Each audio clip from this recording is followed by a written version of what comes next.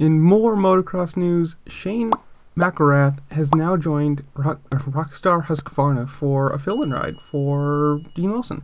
Posting on his Instagram today, what an awesome opportunity the Husqvarna racing team is giving me for the first 4 rounds of outdoors.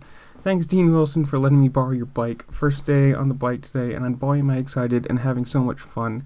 Haven't felt that good riding a motorcycle in a long time. Let's go team.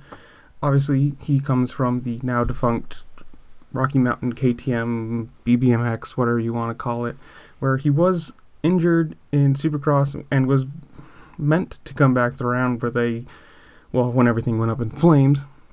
Saying in an interview later, "Words can't describe my excitement for a chance to ride the Rockstar Energy Husqvarna. I've been training hard and have been hoping to get an opportunity to race some outdoors, and I'm grateful for the team is giving me that opportunity. Outdoors is coming quick, and I'm ready to work alongside the great team of people." Obviously, it starts May 28th.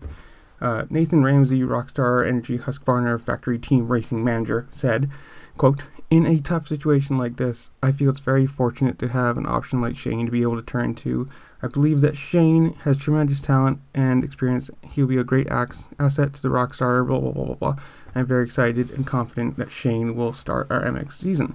Obviously, with Dean Wilson's injury, he'll be alongside Malcolm Stewart on the 450, RJ Hampshire on the 250, along with Styles Robertson and Jalik Swoll. So, they've got a full 5-man team. In the comments below, tell me how you think they're going to do.